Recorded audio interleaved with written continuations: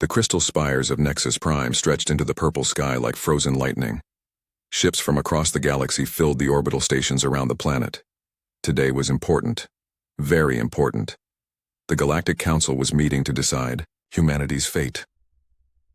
Ambassador Kim Hyun stepped out of the small human transport ship. His black diplomatic uniform looked simple compared to the bright colors and strange shapes of alien clothing around him. He carried a small case containing Earth's petition to join the Council. Inside were details about human technology, population numbers, and their single star system. The Council chamber was huge. 3 massive thrones dominated the center, each one designed for a different alien species. Kim walked across the polished floor, his footsteps echoing in the silence. Hundreds of alien observers watched from the viewing galleries above. Overlord Vextar of the Draknari sat on the first throne. His species looked like walking nightmares. Part machine, part flesh. Biomechanical tubes ran along his arms and neck. His ships were alive, grown rather than built. They could eat enemy vessels and use the metal to repair themselves. The Draknari controlled the galaxy's eastern spiral arm through pure military might. Prime Ethereal Zin occupied the second throne, though occupied was the wrong word. Zin floated above the seat, surrounded by a soft blue glow. The Ethereals were creatures of pure mental energy trapped in crystal bodies. They could read minds, control thoughts, and drive entire populations insane with a single focused thought. Their territory covered the galactic core, where psychic energy was strongest. Ancient Kethmore of the Void Warden sat motionless on the third throne. His species was older than the others, and their technology seemed like magic.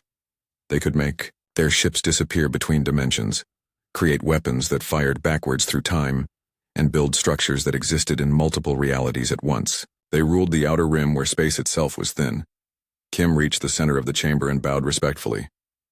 Honored council members, I come representing the species known as humans from the planet Earth in the Sol system.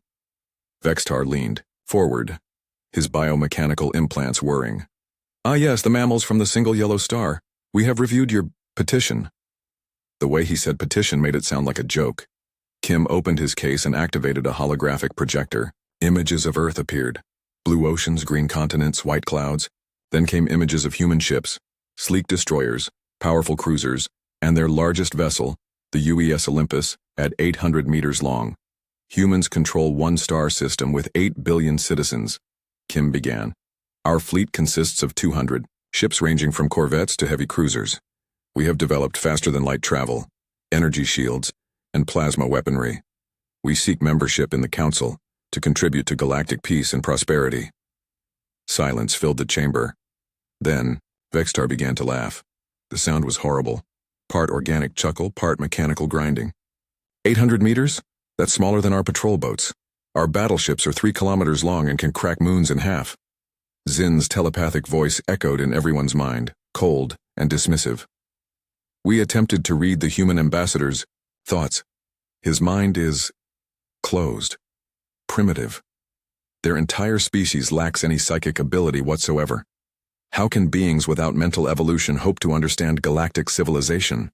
Kethmore spoke in a voice like grinding stone. His species was so old that their language predated most others. Chemical rockets, kinetic projectiles, fusion reactors.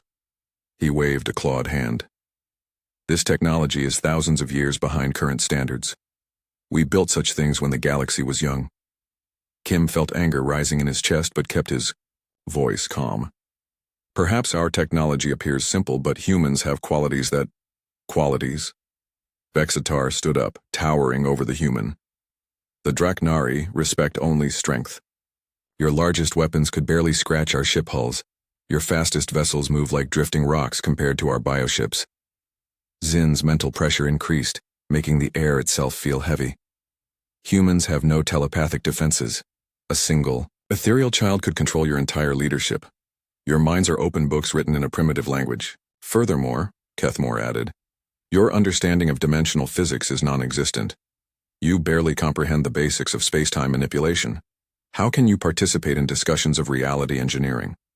The 3 rulers exchanged looks that needed no translation. They had already decided. Vextar spoke first. The Galactic Council hereby designates humanity as a minor species. You are granted limited trading rights within your home system only. Expansion beyond Sol is forbidden without council permission. You have one standard galactic year to prove your worth, Zin added telepathically. If you cannot demonstrate significant advancement, you will be placed under the protective guidance of an established species. Kethmore's ancient voice carried finality. Your resources and population will be managed by those capable of proper galactic citizenship. This decision is unanimous and final. Kim's hands clenched into fists. And if we refuse this protection, then you will be educated about the consequences of defying council authority, Vextar said with another grinding laugh. Our fleets have brought compliance to over 1,000 systems. Yours would not be different. High above in Earth's orbital command station, Captain Lee Du-young watched the proceedings through quantum communication link. The signal traveled instantly across vast distances, allowing real-time observation of the council meeting. She stood beside Admiral Park Soo-jin, the highest-ranking officer in the human fleet. Both women wore simple blue uniforms with minimal decoration. The command center around them looked basic compared to alien technology. Metal walls, simple displays, human-designed equipment, protective guidance, Admiral Park said quietly. They mean slavery. Captain Lee nodded. They're planning to divide our system among themselves. The Draknari want our heavy metals. The Ethereals want to study our closed minds. The Void Wardens want our dimensional research primitive as they think it is. 1 year, Park said. They're giving us 1 year before the invasion. On the screens, Kim was packing his materials. The council session was over. Alien representatives talked among themselves, already discussing how to split up human territory. To them, humanity was just another primitive species to be absorbed into their empires. If only they knew, Lee said softly. Admiral Park smiled grimly. They will. Soon enough they will. She opened a secure communication channel that reached deep beneath Earth's oceans. Director Song, this is Admiral Park. The Council has given us exactly what we expected. Contempt, dismissal, and 1 year. A woman's voice replied from the depths. Understood, Admiral. Project Colossus is ahead of schedule. We'll be ready. Captain Lee looked out through the command center's windows at the stars beyond. Earth looked peaceful from here, a blue marble floating in the void. The alien rulers saw only a weak world with primitive technology. They had no idea what humanity had been building in the darkness between the stars. They couldn't imagine what lurked beneath Earth's oceans. They thought they understood human capabilities based on what they had been allowed to see. Kim's voice came through the communication system as his ship departed Nexus Prime. Orders, Admiral. Return home, Ambassador, Park replied. And tell everyone to prepare. We have work to do. As the alien rulers celebrated humanity's humiliation, deep beneath the Mariana Trench, massive construction machines continued their secret work. They had been building for 50 years, waiting for this exact moment. The galaxy thought humans were weak. Soon, they would learn the truth. Humans weren't weak, they were just very, very patient. And their patience was about to end. Dr. Choi Minho descended through 10 kilometers of ocean water in a specially designed pressure pod. Outside the reinforced windows, the deep sea was completely black. No sunlight had touched these depths for millions of years. But today, artificial lights blazed like stars in the darkness. The Mariana facility was humanity's greatest secret. For 50 years, the deepest trench on Earth had hidden the most ambitious construction project in human history. When the pod finally docked at the underwater station, Choi stepped out into corridors that stretched for kilometers in every direction. Dr. Choi, welcome back, said Engineer Yoon Ji-hai as she met him at the airlock. The quantum cores are online and running at 98% efficiency. They walked through passages carved from the ocean floor itself. The walls were lined with displays showing construction progress, energy readings, and security monitors. Everything was built to withstand the crushing pressure of the deep ocean and remain completely invisible to any scanning from space. How? Many people know about this place? Choi asked as they entered the main elevator. Including surface support staff, about 50,000. Yoon replied. All sworn to absolute secrecy, all volunteers, all ready to die before revealing what we've built here. The elevator descended even deeper. When the doors opened, Choi saw something that still took his breath away, even after working here for 20 years. The construction bay stretched for 30 kilometers in every direction. The ceiling was so high it disappeared into darkness above. And filling this impossible space was humanity's answer to alien supremacy. A single ship lay in the dry dock, so massive that it defied belief. The hull alone was 500 kilometers, from front to back. Its width spanned 40 kilometers. Its height reached 15 kilometers from bottom to top. This was not a ship. It was a mobile world. Project Colossus, Yoon said with pride. The first Titan-class vessel. We've been calling her Earthbreaker. Thousands of workers moved across the ship's surface like ants on a mountain. Welding torches sparkled in the distance. Massive cranes lifted armor plating the size of city blocks into position. The scale was beyond anything humanity had ever attempted before. The aliens think our biggest ship is 800 meters long, Choi said. This thing is over 600 times larger. They boarded a transport pod that carried them along the ship's hull. As they traveled, Yoon explained the specifications that made Choi shake his head in amazement. The main quantum core generates more power than our entire global electrical grid, she said. The primary weapons can crack a planet's crust. The armor is 50 meters thick and made from materials we developed in zero-gravity forges. And the crew capacity. How many? Choi asked. 2 million people, military and civilian. This ship can function as a complete civilization if necessary. They reached the weapons section, where specialist Nam Tae-hyun was running final tests on the main gun arrays. The weapons were impossibly large. Each cannon barrel was 3 kilometers long and wide enough for a traditional human destroyer to fly through. Dr. Choi, Nam said with a grin. Want to see something the Draknari would find interesting? He activated a targeting display showing a holographic asteroid. One of the secondary guns fired a test blast. The asteroid didn't just explode, it was completely removed from existence, vaporized down to its component atoms.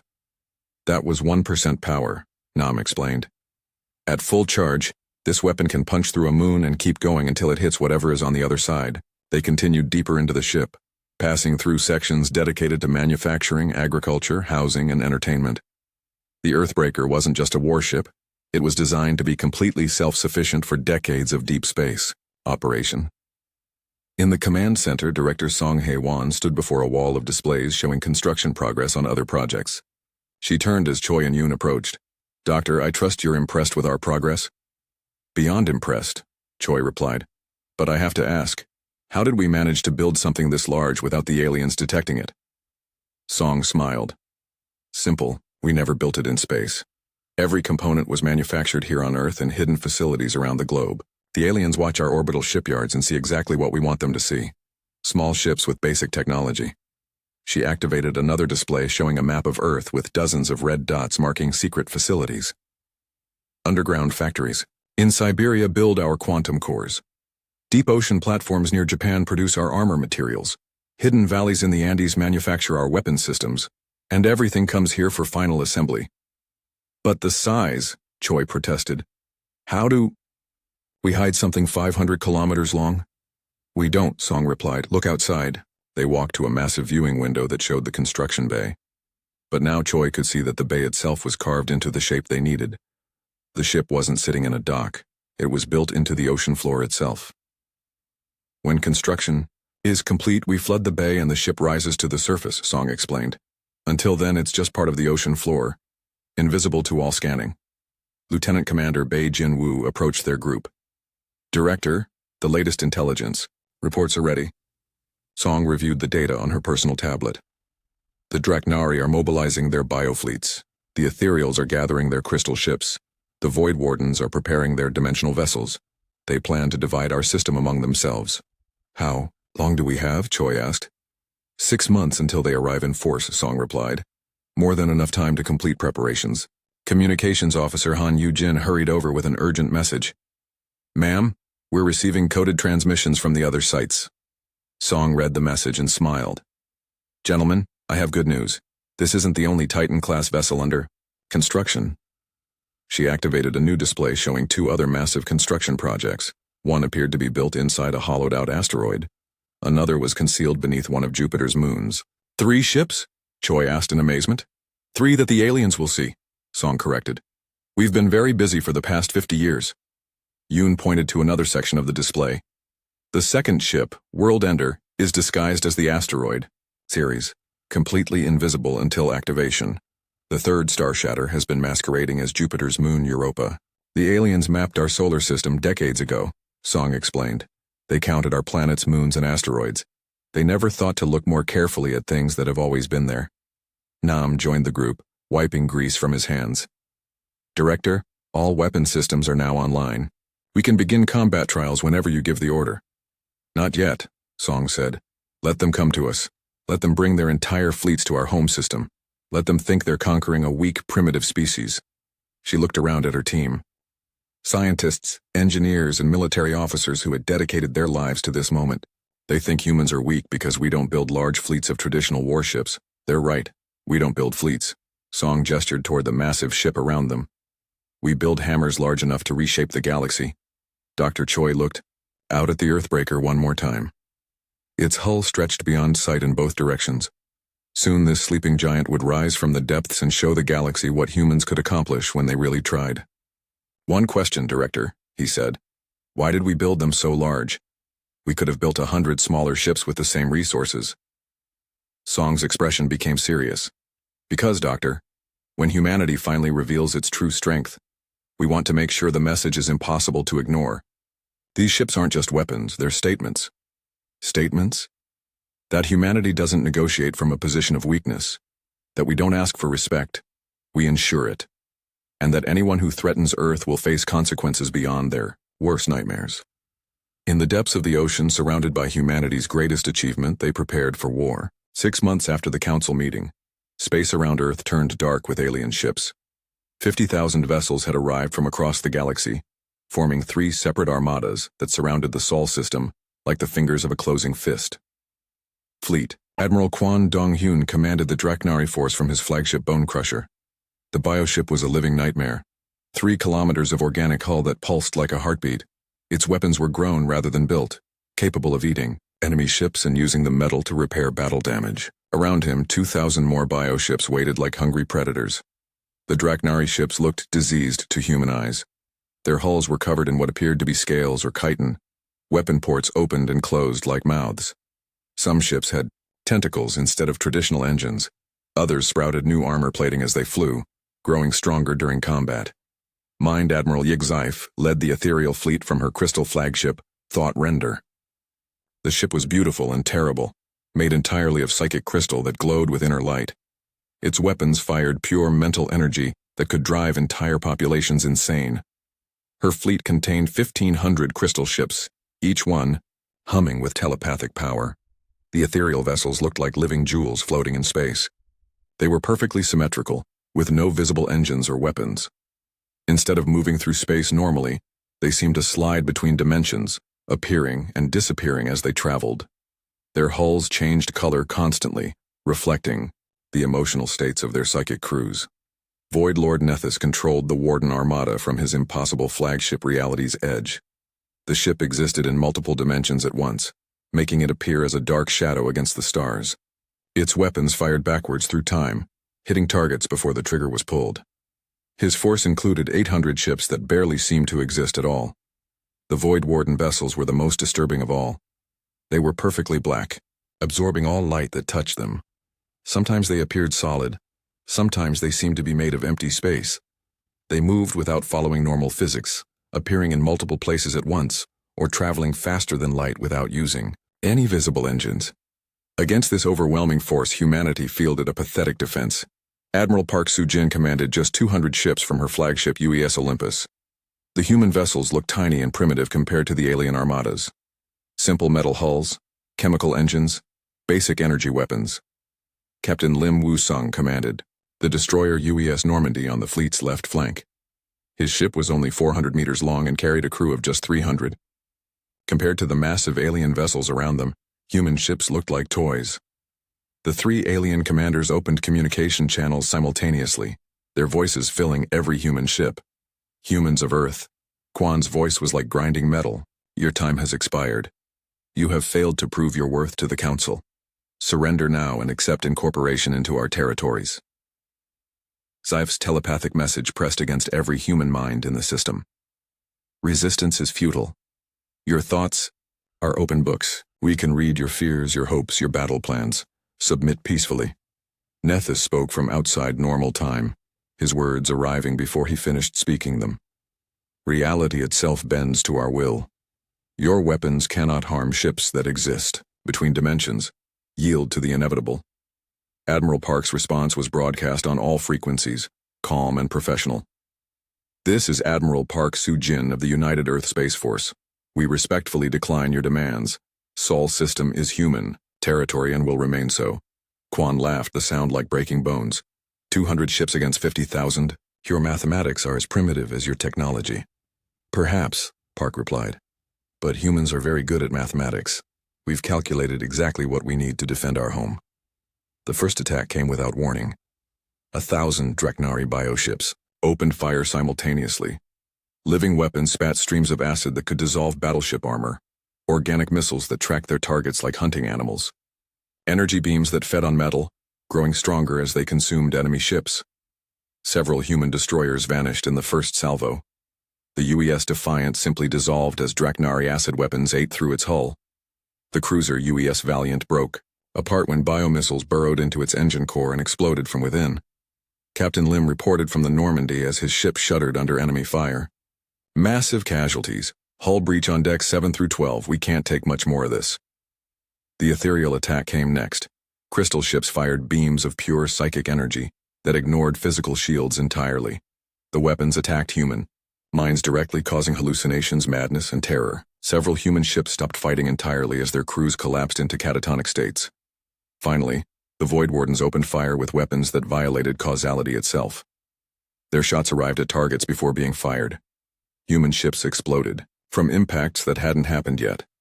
The laws of physics seemed to break down around the Warden vessels, but instead of calling for surrender, Admiral Park gave an unexpected order. All ships implement Lazarus Protocol. Fall back to lunar orbit immediately. The surviving human fleet began to retreat, moving away from Earth toward the moon. The alien commanders couldn't believe their luck. The primitive humans were running away, abandoning their homeworld without a real fight. Tactical Officer Oh-Se-jin aboard the Olympus watched the alien pursuit with a grim smile. They're following us exactly as predicted, Admiral. Of course they are, Park replied. Predators always chase fleeing prey. It's instinct.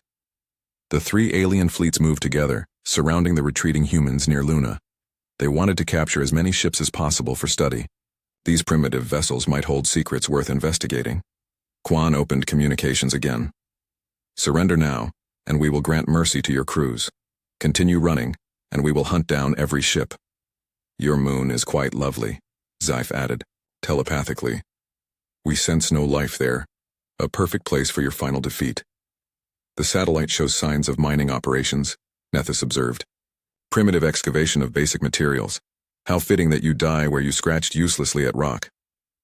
Admiral Park checked her tactical display. All three alien fleets had moved into perfect position around Luna. Exactly where humanity needed them to be. She opened a secure channel that reached deep beneath the moon's surface. Director Song, all enemy forces are in position. You are authorized to proceed with Phase 2. Understood, Admiral, came the reply from within Luna itself. Beginning emergence sequence now. Park turned to her bridge crew with a smile that had been 50 years in the making. Gentlemen, it's time to show our guests what humans really build when we put our minds to it. She opened communications to the three alien fleets. Fleet Admiral, Quan, Mind Admiral Zyph, Void Lord Nethys. Thank you for coming to our solar system. We have something to show you. In the depths of Luna, massive machinery activated for the first time. Systems that had been hidden for 5 decades came online, simultaneously. The moon itself began to change. You spent so much time examining our ships, Park continued, but you never looked closely at our moon. That was a mistake. Cracks appeared across Luna's surface, running from pole to pole. The satellite that had orbited Earth for billions of years began to unfold like a flower. You see, we've been preparing for this meeting for quite some time. The alien commanders stared at their displays in confusion. According to their sensors, the moon was moving, not orbiting, moving deliberately. You called us primitive, Admiral Park said as Luna's surface began to split apart. You dismissed our technology as thousands of years behind yours. You were wrong. The moon cracked open completely, revealing that it had never been a natural satellite at all. Titan-class vessels, Park announced calmly. You are cleared for emergence. The moon exploded outward in a shower of rock and dust that had been its disguise for 50 years. What emerged from within defied every assumption the aliens had made about human capability. The Earthbreaker unfolded from Luna's core like a mountain coming to life. 500 kilometers of gleaming metal hull stretched from bow to stern, 40 kilometers wide, 15 kilometers tall. The ship was so massive that it created its own gravitational field, pulling debris and smaller asteroids into orbit around itself. Fleet Admiral Quan Donghyun stared at his tactical displays in complete disbelief. Impossible. Ships of this magnitude would have been detected decades ago. Would they? Admiral Park's voice cut across all communication channels. You assumed Luna was a natural satellite. You never scanned it deeply because you thought you knew what it was. But the Earthbreaker was only the beginning. From the asteroid belt, a second mountain of metal began to move. What the aliens had catalogued as the dwarf planet, Ceres suddenly sprouted weapons arrays and engine ports. Captain Kim Jae-won emerged from concealment aboard the Titan-class vessel World Ender, 400 kilometers of pure destruction, disguised as a harmless rock. Ceres has been under observation for over a century. Mind Admiral Zeif broadcast telepathically, her mental voice filled with confusion. Our psychic scans showed only dead stone. Psychic dampening fields, Captain Kim replied calmly. We've been working on those for quite some time. Your mind-reading abilities are impressive, but they have limits. From Jupiter's orbit came the third revelation. Europa, one of the gas giant's moons, suddenly revealed massive hangar bays along its surface. Captain Shin Bo-ram commanded the Star Shatter, a 300-kilometer Titan-class vessel that had been hiding in plain sight for decades. You mapped our solar system, Captain Shin announced. You counted every planet, moon, and asteroid. But you never wondered why some of them were in slightly different positions than your old charts indicated. Void Lord Nethys spoke from his dimensional flagship, his voice carrying uncertainty for the first time. This is impossible.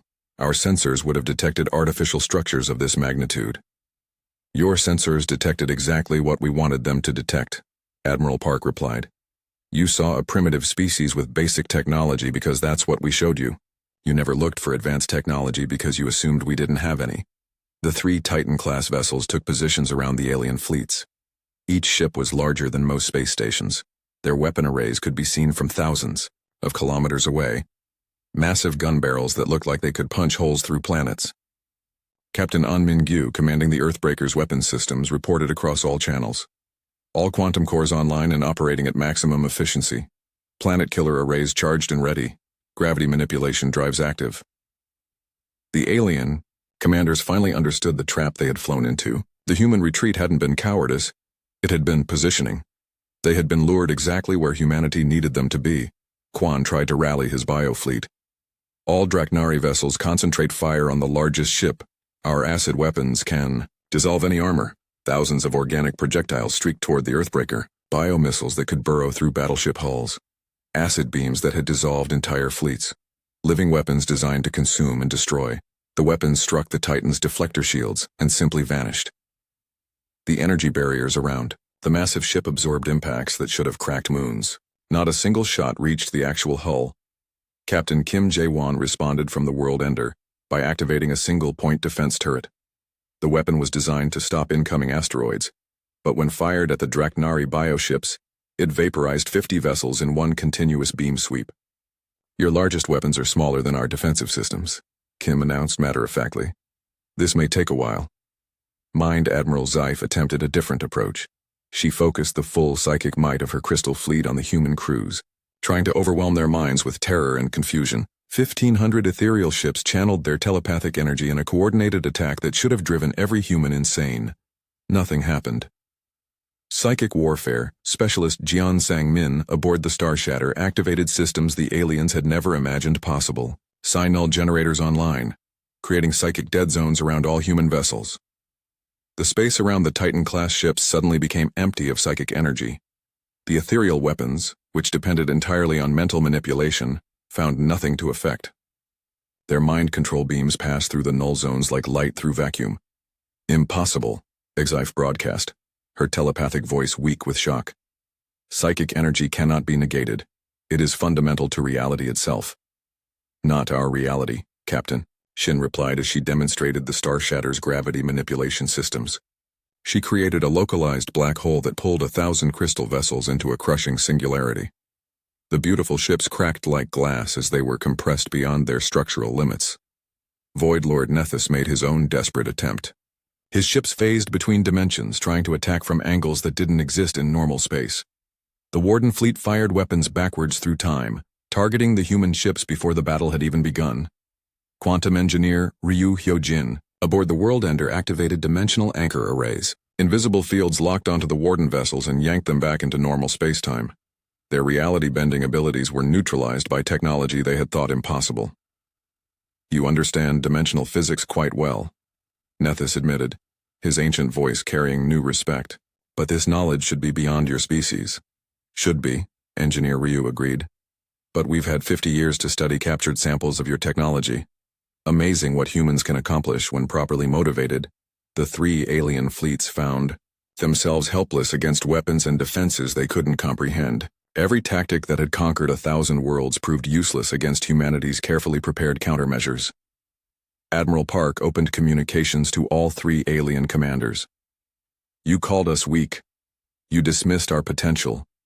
You came here planning to divide our world among yourselves." She paused as another wave of alien ships was systematically disabled by weapons that seemed to rewrite the laws of physics. "You made one critical error in your assessment of humanity. You assumed that because our visible technology was primitive, we were incapable of anything advanced. You never considered that we might be hiding our true capabilities." Captain Lim Woo-sung, still commanding the tiny destroyer Normandy, couldn't help but smile as he watched 1,000-meter alien battleships flee from point defense systems. "Orders, Admiral?" "Disable their fleets," Park commanded, "but don't destroy them completely. We want survivors to carry word back to the Council." The demonstration continued as each Titan-class vessel showed off different impossible technologies. The Earthbreaker created artificial gravity wells that trapped entire squadrons. The Worldender fired weapons that existed in 11 dimensions simultaneously. The Starshatter manipulated time itself, slowing enemy ships to a crawl. Within hours, half the alien fleet was disabled or destroyed. The remaining vessels clustered together like frightened animals, their commanders frantically trying to call for reinforcements. Communications Officer Han Yu-jin monitored the alien transmissions from deep within the Earthbreaker. "They're sending distress calls to the Galactic Council. They want to know how we could have hidden technology this advanced." "Let them call," Admiral Park replied. "Soon the entire galaxy will know that humanity is no longer asking for permission." She opened one final channel to the alien fleets. "You have 30 minutes to surrender unconditionally. After that, we will demonstrate what these ships can do at full power." The message was simple and clear. The weak little species from Sol system had just become the most dangerous force in the galaxy. Fleet Admiral Kwon Dong-hyun refused to believe what his sensors were telling him. His bioships had conquered hundreds of worlds. Their living weapons had devoured entire fleets. Nothing in the galaxy could stand against Draknari military might. "All vessels maximum firepower," he commanded from the bridge of Bone Crusher. "Concentrate everything on the largest human ship." 2,000 bioships opened fire simultaneously, streams of acid that could dissolve battleship armor, organic missiles, with teeth and claws that burrowed into enemy hulls, energy weapons grown from living tissue that adapted to overcome any defense. The barrage struck the Earthbreaker's shields like rain, hitting a mountain. The massive Titan-class vessel didn't even slow down. Its deflector arrays, each one larger than a Draknari cruiser, absorbed the impact without visible effect. Captain Kim Jae-won watched the futile attack from the Worldender's bridge. "Admiral Park, should we return fire?" "One turret," Park replied calmly. "Minimum power setting." Kim selected a single-point defense weapon from the thousands available on his ship. The turret was designed to destroy incoming asteroids, not enemy vessels. He aimed at the center of the Draknari formation and fired a brief burst. The beam cut through 50 bioships like a knife through paper. The living vessels didn't just die, they were vaporized so completely that not even debris remained. The weapon continued for several more seconds, carving a path of destruction through the alien fleet. "That was our asteroid defense system," Kim announced to the shocked alien commanders. "Would you like to see our actual weapons?" Kwon stared at the empty space where 50 of his ships had been moments before. Each of those vessels could crack a moon in half. They had been destroyed by what humans considered a minor defensive system. Mind Admiral Xiwife decided to try a different approach. She gathered the full psychic power of 1,500 crystal ships and focused it into a single mental assault. The attack was strong enough to drive entire planets insane, to turn populations into mindless slaves. The telepathic wave struck the human fleets and nothing happened. Impossible. Sci-Fi broadcast, her mental voice filled with confusion. No species can resist psychic domination. Your minds should be open to our control. Psychic warfare specialist John Sang-min activated the Psi-Null generators around all human vessels. The technology had been developed specifically to counter ethereal abilities, creating zones where psychic energy simply ceased to exist. Your mind control works by manipulating psychic fields in the brain, Jian explained, almost casually. Remove those fields and your weapons become useless. We've been studying your technology for decades. Captain Shinboram decided to demonstrate humanity's understanding of advanced physics. From the star shatter, she activated the gravity manipulation systems and created a miniature black hole directly in the center of the ethereal formation. 1,000 crystal ships were pulled into the crushing gravitational field.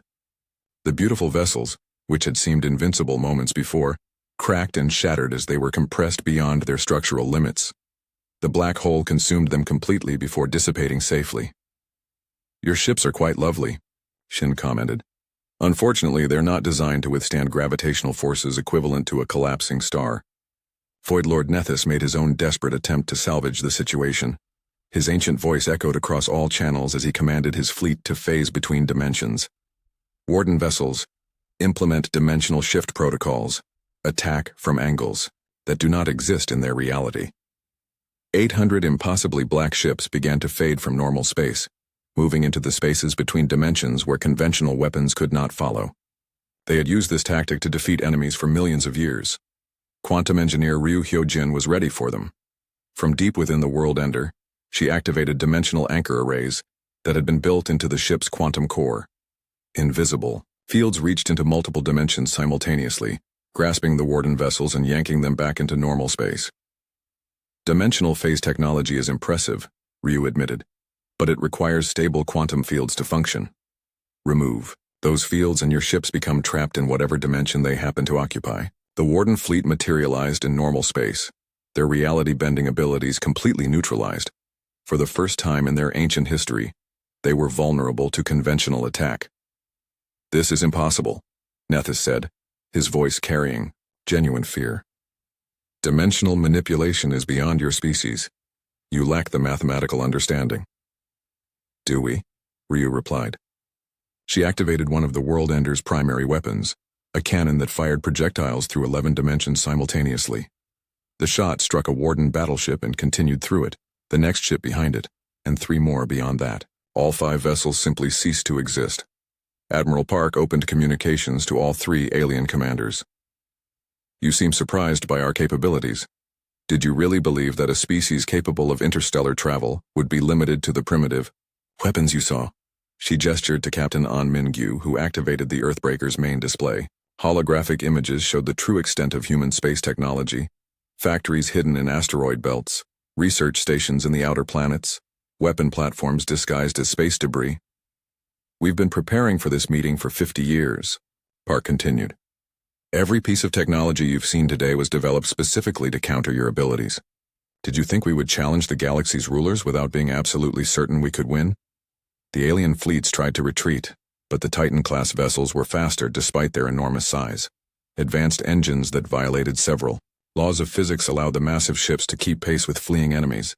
Captain Kim demonstrated the World Ender's pursuit capabilities by overtaking a group of Draknari bioships trying to escape to the outer system. His ship was 400 kilometers long, but it moved like a fighter craft. Your bioships are fast, Kim admitted, but they're still limited by biological processes. Our engines operate on principles your species hasn't discovered yet. The demonstration continued for 3 hours. Every weapon system, every defensive technology, every impossible capability was put on display. The alien fleets which had arrived expecting easy conquest found themselves completely outmatched. Quan's voice finally broke the silence. What? What do you want? What do we want? Admiral Park's voice carried amusement. We want exactly what we asked for 6 months ago. Recognition as equals in the galactic community. The Council will never accept this, Scythe protested telepathically. You cannot force your way into galactic civilization through superior firepower alone. Can't we? Park replied. You three species have ruled the galaxy through military might for centuries. The Dreknari conquered through bio-warfare. The Ethereals dominated through psychic control. The Void Wardens maintained power through dimensional manipulation. She paused as another wave of fleeing alien ships was effortlessly intercepted by human vessels. Now there's a fourth power in the galaxy, one that can neutralize bioweapons, block psychic attacks, and anchor dimensional shifts, one that builds ships large enough to serve as mobile worlds. Communications Officer Han Yu-jin reported from the Earthbreakers Command Center. Admiral, we're detecting massive fleet movements throughout the galaxy. Every major species is mobilizing their forces. Let them come, Park replied calmly. We have 2 more Titan-class vessels under construction, and after today's demonstration, I doubt they'll be eager for a direct confrontation.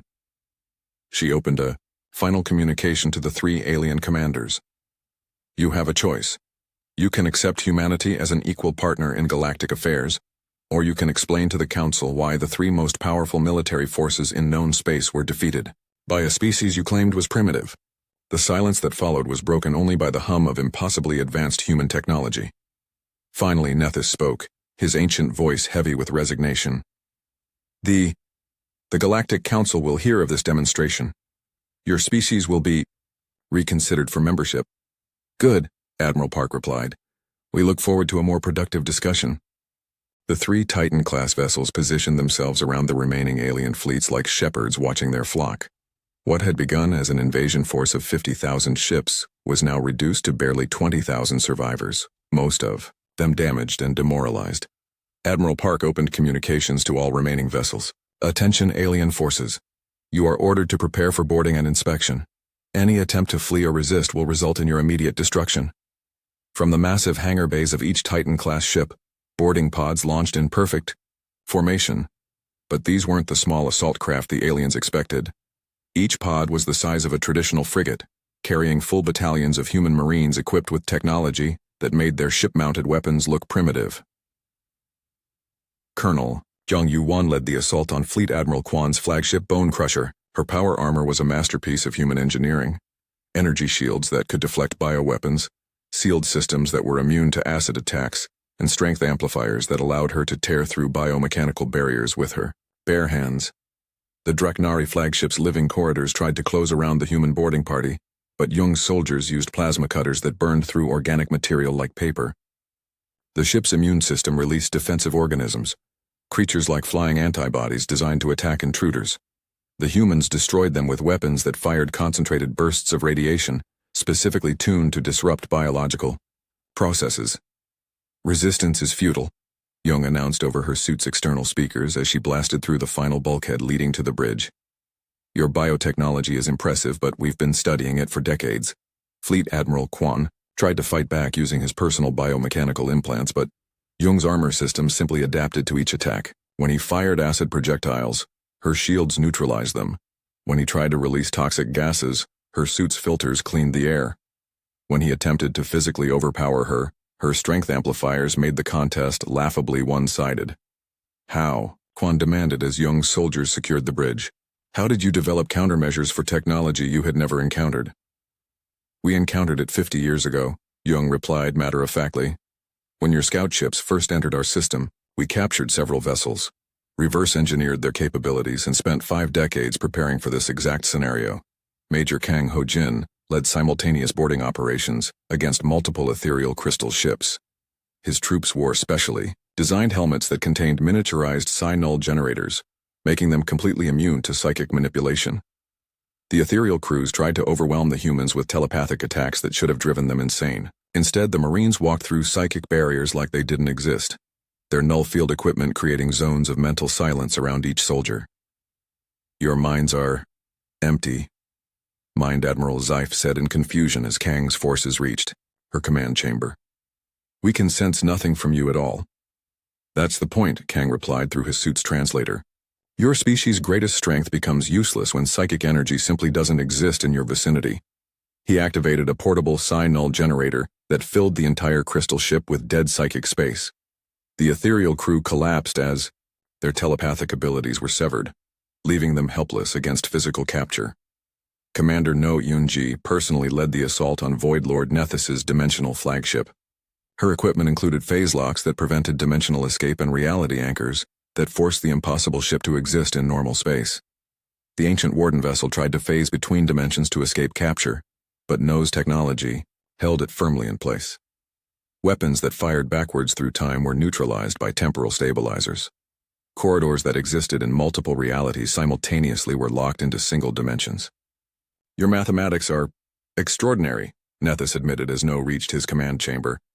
"Dimensional manipulation of this precision should be beyond any species younger than 10 million years."